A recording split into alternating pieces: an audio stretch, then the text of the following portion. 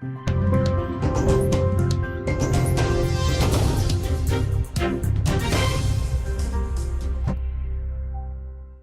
आ रही है कैमूर से, जहां पर बिहार सरकार के कृषि मंत्री सुधाकर सिंह शपथ ग्रहण के बाद पहुंचे हुए हैं। जगह जगह पर मंत्री का उनके समर्थकों के द्वारा स्वागत और अभिनंदन किया जा रहा है।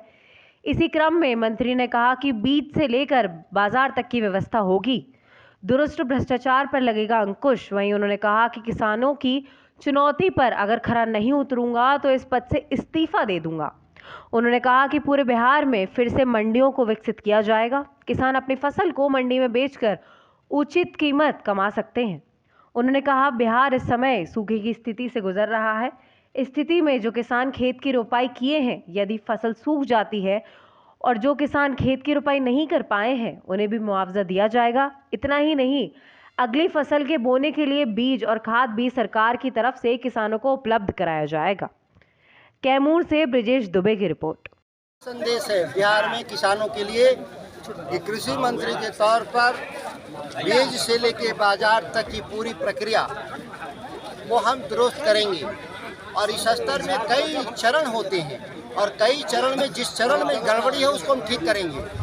लगातार पिछले साल 3 सालों से कृषि का ग्रोथ घट रहा है बिहार में, जबकि हमारे बजट बढ़ रहे हैं। मैं अधिकारियों से जानना पूछा था कि आप कृषि रोड मैप के जरिए आपने क्या उपलब्धि हासिल किया।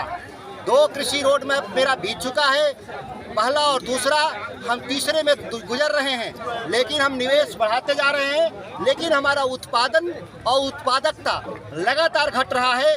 जाहिर सी बात है कि बिहार सरकार के जो हमारे मंत्री अधिकारी हैं, वो अधिकारियों का चिंता किसानों के पक्ष में न होकर अपने निजी हितों में वो लगे हुए हैं, इसे साबित होता है। फसल के समय खाद की काफी किल्लत होती है, कैसे पूरा करेंगे?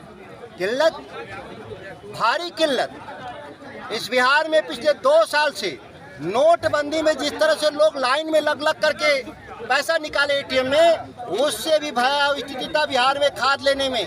और इसके पीछे बिहार सरकार के जो अधिकारी और कर्मचारियों की एक लंबी फहरिस्त मिली भगत, उसकी हम जांच भी करेंगे और आने वाले सब कार्रवाई भी करेंगे। और आने वाले में ऐसी परेशानी न हो, इसका हम सुनिश्चित करेंगे। अगर जरूरत पड़ा तो इससे हम भारत सरकार से भी बात करेंगे कि हमारे बिहार के किसानों को खाद का किल्लत न हो।